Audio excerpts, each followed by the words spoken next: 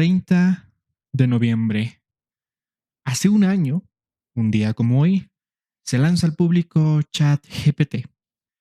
No sabían cuál iba a ser la repercusión, sin embargo, fue un paso importante de cara a la popularización de las inteligencias artificiales.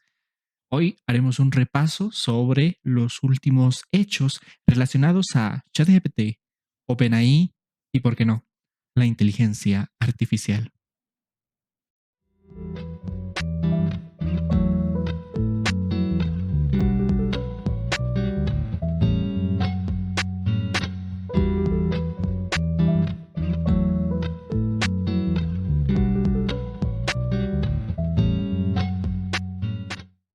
Muy buenas tengan todos ustedes, bienvenidos sean al episodio número 11 de Dilex Podcast.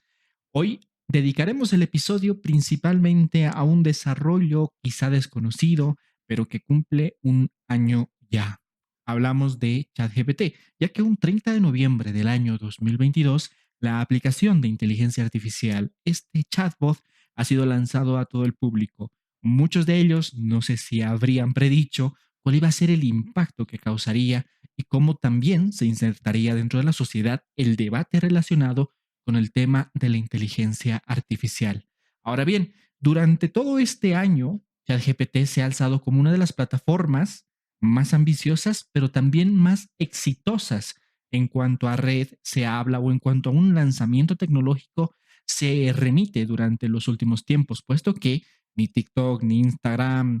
se convirtieron pues o tuvieron el mismo impacto o crecimiento que tuvo ChatGPT durante todos estos días. De hecho, se estima que 13 millones de usuarios únicos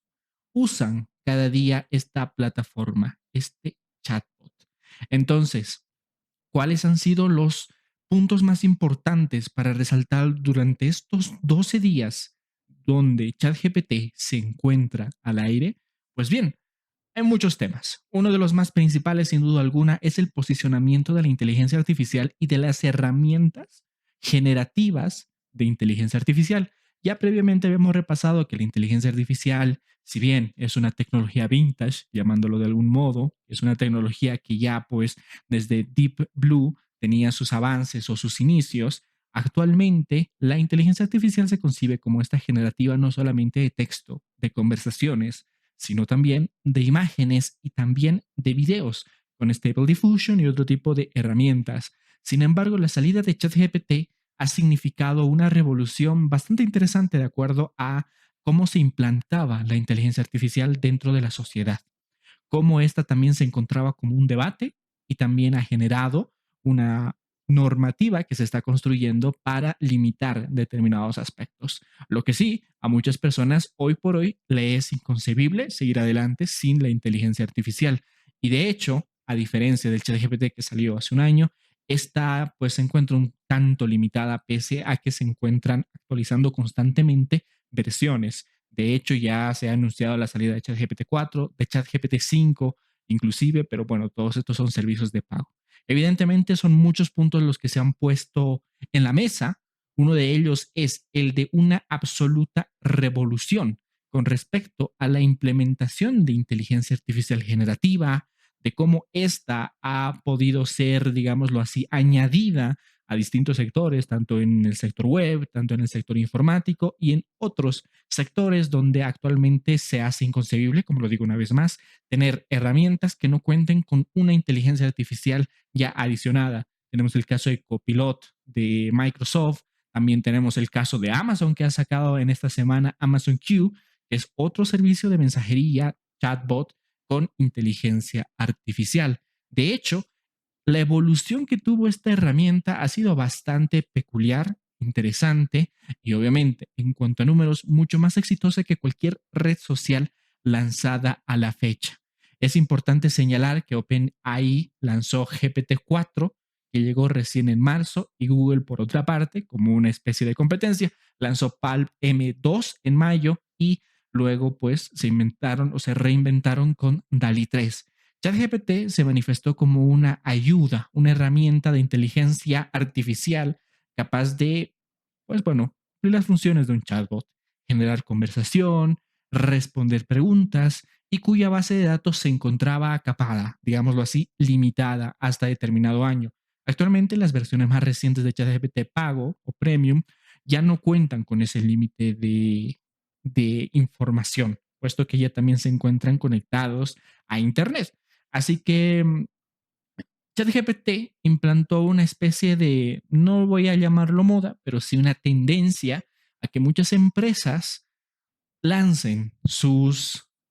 digámoslo así, rivales o sus plataformas de chatbot, como en el caso del Lama 2, el despliegue de plugins GPT, también pues lo hizo en su momento Microsoft con Bing, y de hecho Microsoft compró parte de OpenAI para poder incorporar los servicios de ChatGPT dentro de sus motores de búsqueda, añadir esto a su motor de búsqueda de Bing, etcétera. Entonces, es importante la tendencia que marcó en inicio el lanzamiento de esta aplicación. Y para entenderlo, obviamente, más allá de hablar de la inteligencia artificial y de los efectos que tiene el utilizarla,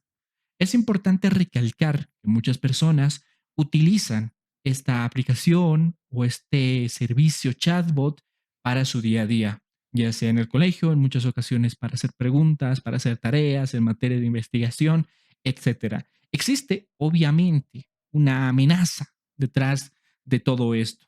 detrás del desarrollo y de la creación de esta burbuja de inteligencia artificial que hace que hoy nos encontremos con un montón de herramientas al respecto. Pues, por ejemplo, Geoffrey Hinton dimitió de Google señalando de que la inteligencia artificial significaba una potencial amenaza de cara a la humanidad, que la ve como absurdamente ridícula y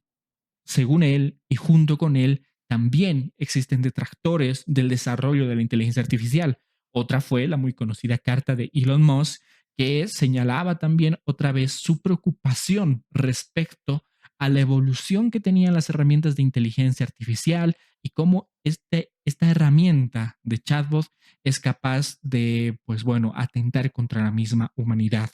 Así también se han señalado dos afluentes, unas que se encuentran a favor y otras que se encuentran evidentemente en contra del desarrollo de esta inteligencia artificial. Para empezar, los detractores tienen el argumento de que la inteligencia artificial en sí significa un peligro no solamente para los empleos, para fuentes de trabajo, sino también para distintos derechos que se han ido vulnerando a lo largo de la implementación principalmente de este tipo de inteligencias generativas. Uno de ellos, por ejemplo, es el tema del copyright,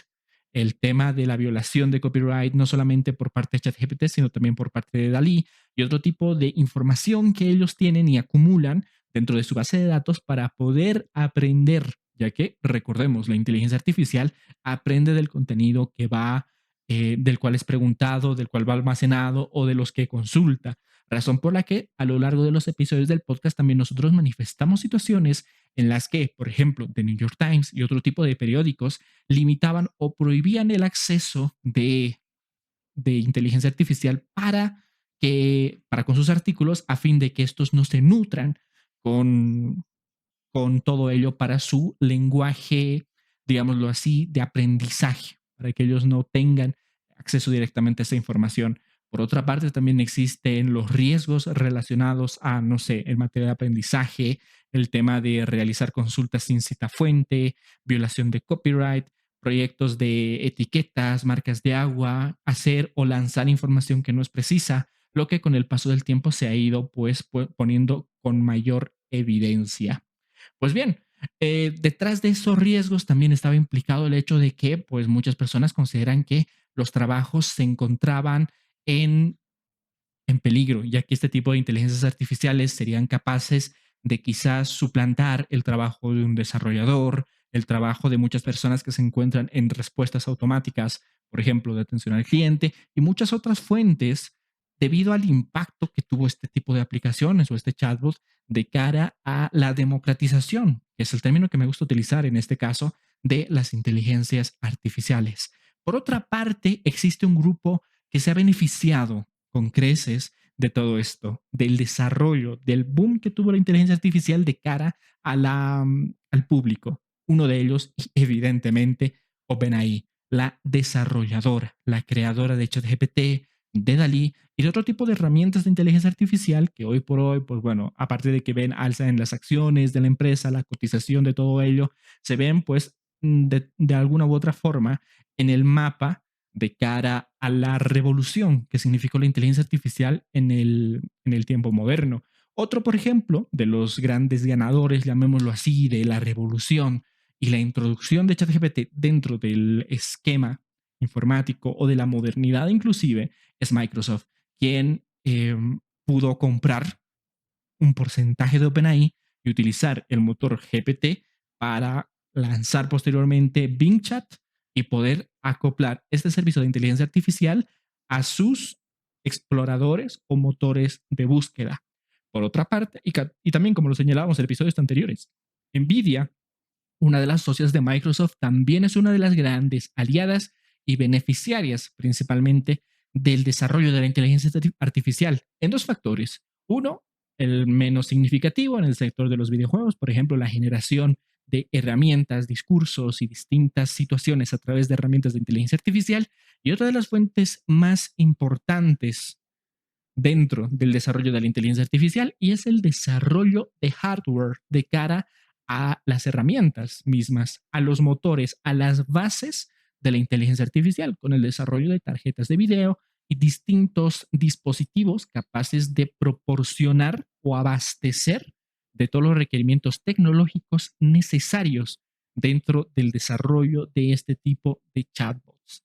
Pues este en general es uno de los esquemas más grandes y resúmenes que se puede dar dentro de este año de OpenAI, de ChatGPT y de principalmente el impacto que genera la inteligencia artificial en la sociedad moderna. Hoy es indistinto hablar de este tema. Muchas personas ya conocen qué es la inteligencia artificial, no la conocerán a detalle, sin embargo, la utilizan. Preguntan a ChatGPT o a cualquier otro motor chatbot con el que se sientan, pues bueno, o que tengan al alcance para realizar consultas diarias, pedir resúmenes, establecer fórmulas, inclusive códigos de programación, ejercicios matemáticos, etcétera. A lo largo de este tiempo, también fui parte de expresar cuál es mi posición respecto a la inteligencia artificial y apoyarlo como una herramienta, ya que entiendo yo que este tipo de herramientas son capaces de ayudar a las personas en lugar de sustituir sus fuentes de trabajo, que puede sustituirlo, evidentemente, pero va a generar otro tipo de fuentes de trabajo, como por ejemplo la ingeniería de prompts, el desarrollo o la planificación o la programación inclusive sobre GPTs o programas como lo lanzó anteriormente ChatGPT hace un mes atrás, de desarrollo de nuevos chatbots, etcétera. Si bien puede sustituir ciertos trabajos, evidentemente, puede generar otros. Eso es lo que debe mencionarse también a momento de ser detractor, digámoslo, de este aspecto, de este desarrollo de inteligencia artificial. Por una parte, debo contar también una experiencia relacionada a un taller, a un conversatorio que tuve relacionado a la implementación de la inteligencia artificial en el derecho. Para no hacerles el cuento largo, habían expositores que estaban a favor y evidentemente en contra del uso de ChatGPT. Sin embargo, noté un detalle en una persona, en uno de los expositores, un abogado bastante reconocido, que señalaba con cierto sesgo que la inteligencia artificial no era del todo precisa en, en las definiciones que él estaba buscando, ya que con su conocimiento de abogado, de muchos años de trabajo, pues él conocía ciertos temas y obviamente al consultarlos a la inteligencia artificial, estos no daban la respuesta deseada, es decir, no eran lo suficientemente precisos. Al respecto, debo hacer yo también una puntualización y señalar de que, en primer lugar, ¿cuáles fueron los prompts? ¿Cuáles fueron las preguntas realizadas por parte del expositor en esta ocasión para determinar si los resultados iban al punto al que quería? Número uno. Número dos, ha utilizado una versión gratuita de ChatGPT, lo cual se encuentra bastante limitado y no cuenta con la base de datos actual. Número tres, hablar de ChatGPT en Bolivia es bastante limitado, ya que la misma Bolivia en sí no tiene un repositorio enorme, más allá de la Gaceta del Estado donde se publican las leyes, donde se digitalicen leyes y conocimientos tanto en el ámbito del derecho como en cualquier ámbito. Existe una pobreza en cuanto a la digitalización misma, de documentos, bases y leyes e inclusive artículos de cara al público, por lo que ChatGPT obviamente no cuenta con esa retroalimentación capaz de ir o dirigirse a la respuesta pues bueno, a la respuesta buscada en este caso, ¿no? Evidentemente, yo no soy tampoco defensor de ChatGPT, considero que cuenta con sus errores y que también existen sesgos de cara a la búsqueda de ciertos resultados. Eso es completamente evidente. Sin embargo, no se puede negar que ya hoy por hoy ChatGPT y cualquier herramienta de inteligencia artificial debe ser utilizada como una herramienta capaz de poder optimizar distintas situaciones en distintos ámbitos, ya sea pues en el ámbito del derecho, en el ámbito del periodismo o cualquier otro tipo de ámbitos donde este sea fundamental, la programación, por poner algunos ejemplos. Sin embargo, también existen problemas serios que a la fecha no han sido resueltos del todo. Uno de ellos, y uno de los más importantes quizá, radica principalmente en el hecho de la vulneración de los datos privados que han sido insertos dentro de ChatGPT. Una persona puede utilizar una ingeniería de prompts, y ya lo había señalado anteriormente, los prompts son una especie de comandos que tú le ordenas a ChatGPT realizar para que éste pueda a su vez trabajar o realizar la función que tú le hayas pedido. Por ejemplo, si una empresa o una persona que trabaja en una empresa X inserta alguna consulta, lo hace de la forma más detallada posible, es decir, añade datos que no son o no deberían ser del conocimiento general, entonces la inteligencia artificial tomará esos datos para poder, digámoslo así, incrementar su sapiencia o incrementar ese mecanismo o esa inteligencia artificial, valga la redundancia, a fin de que, pues, pueda ocasionar o pueda dar la respuesta que se esté buscando. Sin embargo, yo, que no conozco a esa empresa, pero sé que esa empresa ha utilizado una herramienta de inteligencia artificial, pues a través de una serie de prompts puedo decirle que me repita lo que la otra persona le mencionó en alguna ocasión. Y a través de un serio escrutinio que se pueda realizar al respecto, puedo llegar a conseguir datos privados, no solamente de la empresa como tal, sino también de los que trabajan en esa empresa y depende también de muchos datos que se encuentren, digámoslo así, insertos dentro del motor de búsqueda. Por otra parte, la inteligencia artificial, para que pueda nutrirse, debe acceder a una gran cantidad de datos, no solamente los proporcionados por las personas que lo utilizan o aquellas que insertan estos datos dentro del chatbot, sino también de los datos de la misma persona, de los datos a los que es accesible. Entonces, este es uno de los pasos que sin duda alguna generó la base angular de cara a la regulación, a la pronta regulación que se realizará, pues ya sea en Estados Unidos, en la Unión Europea, y dependerá también de las jurisdicciones para que éstas opten, limiten de cierta forma o, pues bueno, restrinjan hasta cierto punto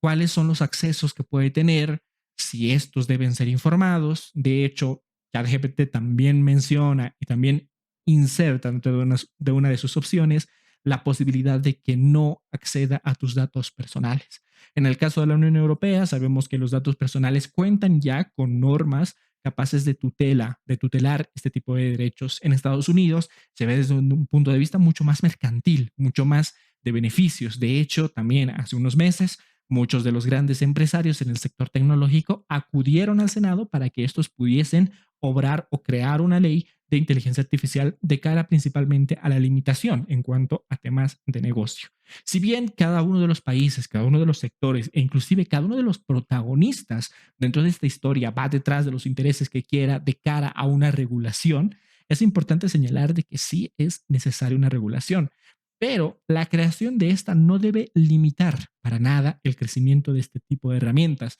Todo lo contrario, debe ser capaz de añadir esta herramienta al cotidiano vivir, pero con la protección de los derechos, evitando, por ejemplo, el tema de los datos privados, el tema de los datos empresariales, evitando vulnerar cualquier tipo de derecho que pueda pues realizarse a través de una ingeniería de prompts que tarde o temprano puede ser añadida por cualquier programador o por cualquier persona de cara a la búsqueda de resultados. De hecho, y ya saliendo un poquito del esquema general de lo que significa ChatGPT, Durante las últimas semanas han pasado cosas bastante interesantes de cara a OpenAI y también a su ex y ahora nuevo CEO, Sam Altman. Sam Altman, cofundador de y CEO de OpenAI, junto con Ilya Sutskever, Greg Brockman, Mira Murati, Satya Nadella, CEO de Microsoft, CTO de OpenAI, etcétera, estuvieron envueltos en una gran polémica desde el 16 de noviembre de este año hasta, digámoslo así, hoy. El jueves 16 de noviembre, Ilya Sutskever le anuncia a Sam Altman, o sea, pide una reunión con Sam Altman y proceden luego a despedirlo. Entre el viernes 17 y el viernes o el sábado 18 se realizan distintas publicaciones a través de la red social de X o Twitter en el que Sam Altman señala que ha sido despedido con efecto inmediato a raíz de la junta directiva de OpenAI. Después de publicaciones también por parte de detractores y miembros del consejo de OpenAI, quienes en parte apoyaban a Sam Altman y decidieron renunciar al consejo, y otros que ya estaban posicionando a un nuevo CEO. Todo esto con el argumento de que Sam Altman no había sido lo totalmente transparente con la información relacionada a la inteligencia artificial. Ese fue en principio el motivo por el que decidieron que dimita de el alto mando, digámoslo así, de OpenAI. Microsoft y otros inversores el mismo sábado 18 de noviembre comienzan a presionar al consejo de OpenAI para que Altman vuelva. Y de hecho, uno de los puntos más importantes de todo esto radica también en el fin de semana del 18 y el 19 de noviembre de 2023, donde existe una presión pública, no solamente a raíz de los tweets, sino también a raíz de las publicaciones por parte de todos los miembros, que desemboca en que el lunes 20 de noviembre de este año, Microsoft contrata a Sam Altman y Greg Brockman, los que habían renunciado en principio a la comisión y a la junta, bueno, en el caso de Sam Altman, despedido, y en el caso de Greg Brockman, renunciado, para liderar un nuevo equipo de investigación de inteligencia artificial dentro de Microsoft. Nadella en ese entonces ha sido puesta como CEO interina hasta que pues se cumplan con todos los procedimientos para que se establezca un nuevo CEO a la cabeza de OpenAI. Por otra parte, Emmett Shear confirma que obviamente Microsoft contrata a Sam Altman y también contrata a Greg Brockman. Además, ellos señalan que Microsoft está abierta a recibir y contratar a todos los empleados que renuncien de OpenAI. Habían también unos cuantos rumores y una carta también filtrada por la periodista Kara Swisher, quien de cara al público señala que los 505 empleados de OpenAI amenazaban con dejar la empresa en caso de que Altman no vuelva a ser restituido como CEO de OpenAI. A lo largo de distintas publicaciones se revela también de que Emmett Shear, el consejo, ofreció el puesto de CEO interino a otros ejecutivos como Matt Friedman, el ex CEO de GitHub, y Alex Wang, cofundador y CEO de Scale AI. Ambos declinaron la oferta. Entonces, el martes 21 de noviembre, se anuncia de cara al público por parte de OpenAI la vuelta de Sam Altman como CEO,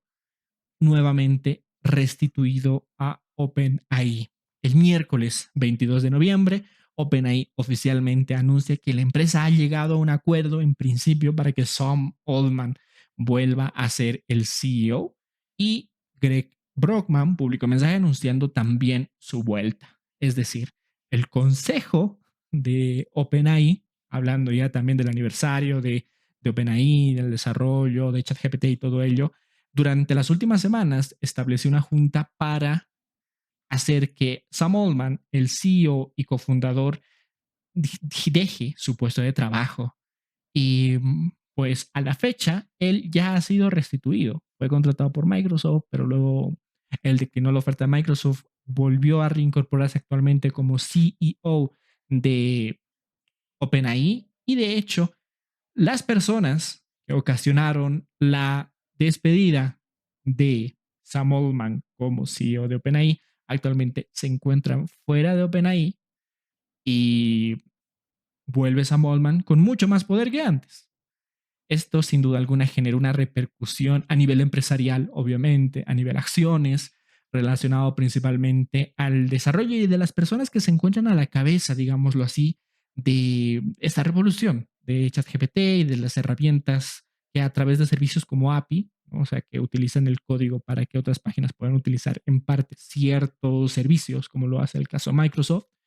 pues viesen cómo durante esos días ChatGPT no tenía, se caía constantemente o no tenía el suficiente respaldo, digamos, técnico para poder ser reincorporado en esta situación. Entonces, a un año de su aniversario, este ha sido uno de los hechos más grandes y también públicos relacionados principalmente de cara a el cese de funciones, digámoslo así, del CEO Sam Altman, del consejo, que decidió despedirlo de la manera más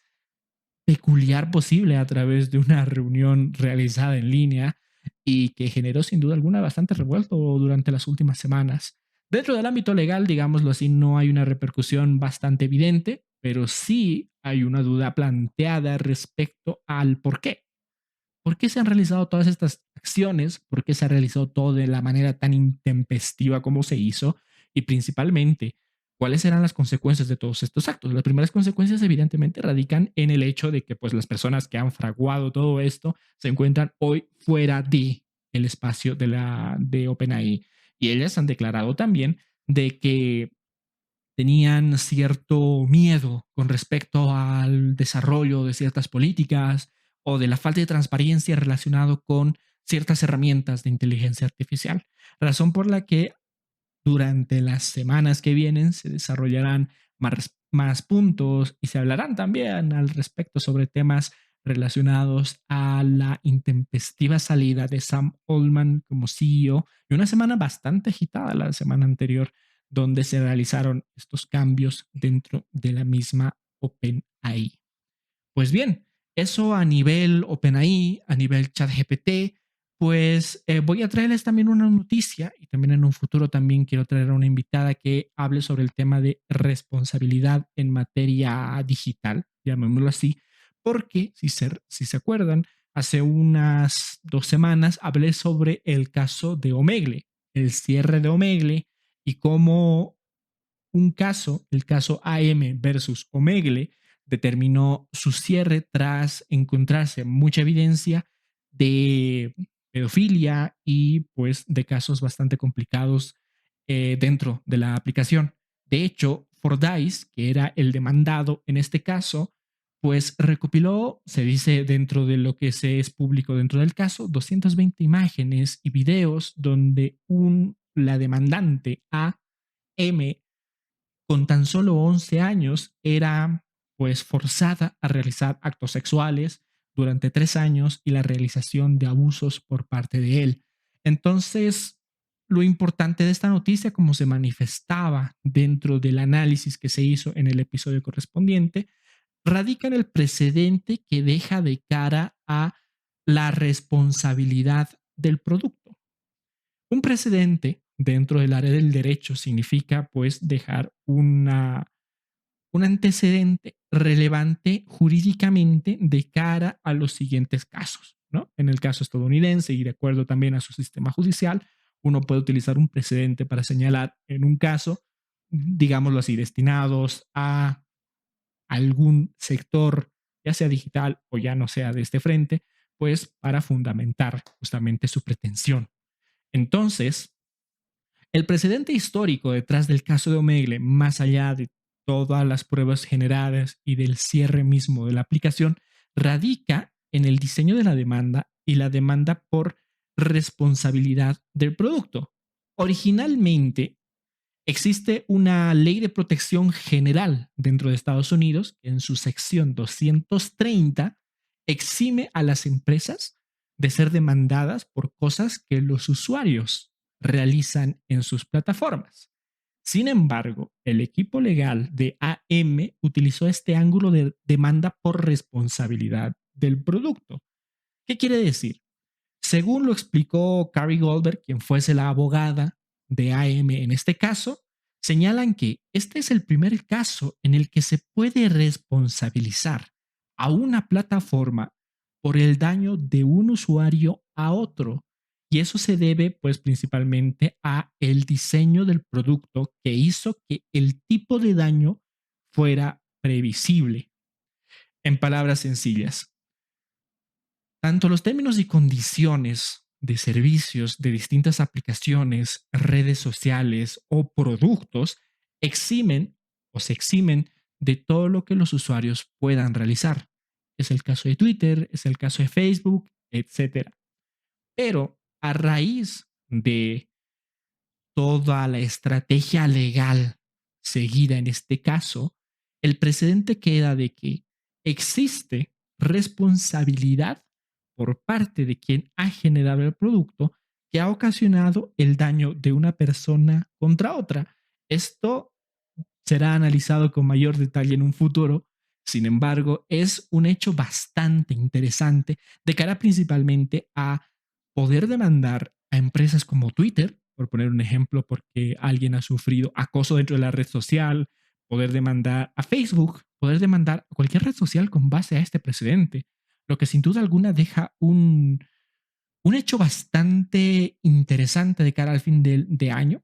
y principalmente de cara también a la protección de los derechos de las personas dentro de la red. En materia de responsabilidad dentro del sector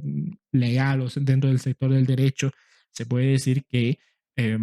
principalmente en el punto civil, que no recaeré sobre el tema porque hablar de esto es demasiado técnico, pues uno es responsable de lo que hacen sus dependientes hasta cierto punto, claro. Por otra parte, en el caso digital, las plataformas o los usuarios, los productos digitales no eran responsables de lo que hacían sus usuarios. De hecho, estaba también estipulado dentro de sus términos y condiciones. Hay que analizar con mayor profundidad cuál es la sentencia y si esta se hace pública de cara a definir cuáles han sido los aspectos tomados en cuenta por parte del tribunal para determinar dicha responsabilidad, ya que, como se había leído en el podcast, en uno de los episodios anteriores, pues el creador señaló de que él no estaba, digámoslo así, detrás de todo esto, al contrario, estaba en búsqueda de realizar o de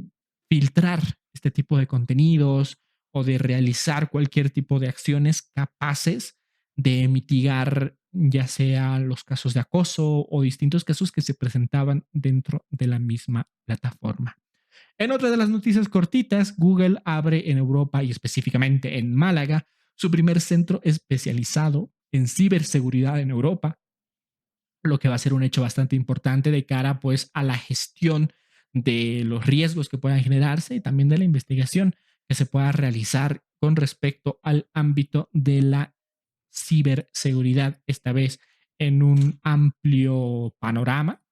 Por otra parte, Italia impone un control parental en los móviles de los menores para impedir su acceso a contenidos inapropiados en Internet. Esta es una normativa bastante innovadora y es una de las más exigentes, digámoslo así, en Europa de cara al acceso y control por parte de los niños a Internet. Sin embargo, esta ley, por más de que haya sido promulgada y cuente con distintos filtros, es hasta cierto punto, pues, um, insuficiente, ya que el 12% de menores, por poner un dato, de italianos entre 4 y 10 años tienen un móvil propio y comparten con sus padres 3 de cada 10 niños, por lo que es más constante el hecho de ver a un niño junto con un móvil o con acceso a Internet. Estos puntos pues van a significar un punto bastante importante, principalmente de cara a la responsabilidad, ya que, por poner un ejemplo, la anterior semana hubo una multa por parte de la Agencia Española de Protección de Datos contra los padres de un menor cuando el menor suplantó la identidad de uno de sus compañeros de clase, le creó una cuenta de Instagram falsa con fotos suyas y empezó a difamarlo, ¿no? Entonces era un niño de 11 a 12 años que realizaba esta suplantación de identidad. ¿Cómo se encuentra estipulado dentro de la legislación protectora, principalmente de datos personales y contra la suplantación de identidad, que se encuentra también previsto dentro del Código Penal español? Pues se dio una sanción al menor, pero al no ser el menor una persona imputable, es decir, al no poder recibir una sanción, fueron los padres los que tuvieron que pagar una multa que asciende alrededor de los 100.000 euros para, digámoslo así, mitigar los daños y perjuicios de cara principalmente a la suplantación de identidad que ha sufrido pues uno de sus compañeritos. Lo que también genera un precedente bastante interesante de cara a la responsabilidad en este punto civil de un niño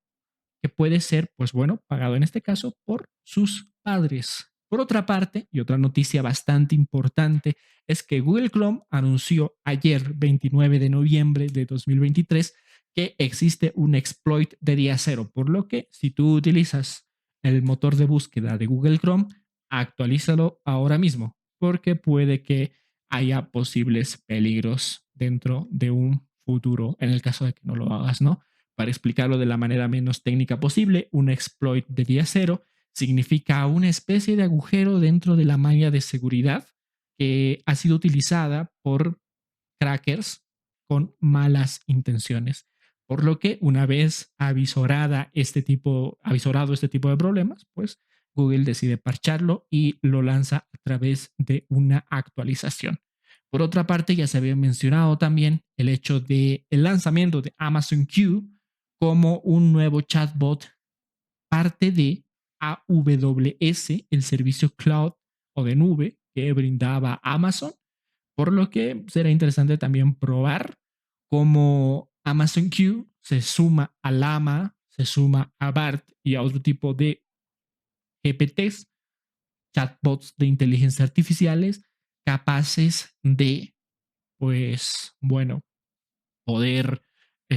ayudar o servir de una herramienta principalmente de cara a la ayuda en cuanto a la implementación de la inteligencia artificial. Por otra parte, Stable Diffusion, uno de los motores básicos de generación de imágenes de herramientas de inteligencia artificial, lanza Stable Video Diffusion. Es decir, no solamente puedes crear imágenes a partir de inteligencia artificial, sino también puedes ahora crear videos. Actualmente, los videos que se generan son relativamente vagos, como en su momento fueron las imágenes de DALI 2, pero durante el paso del tiempo y como es bien aprendido por parte de las herramientas de inteligencia artificial, pues seguramente la calidad de estos videos sea aún mayor. Pues bien, ese ha sido el episodio de hoy. Hoy hablamos un poco más sobre OpenAI, hicimos un breve resumen de lo que significó el impacto de ChatGPT como uno de los motores principales de inteligencia artificial y también uno de los conflictos más recientes de cara también al hecho de los conflictos dentro de la junta directiva y todo lo relacionado con la empresa. También un pequeño sector de noticias que será ampliado dentro de unos días. Principalmente yo veo uno de los puntos más interesante es el hecho de la responsabilidad de las aplicaciones o de los dispositivos dentro del sector web. Y por otra parte, unas noticias breves que espero hayan sido de tu agrado. Yo me despido, espero que el episodio de hoy haya sido de tu agrado. Nos vemos la siguiente semana. Hasta pronto.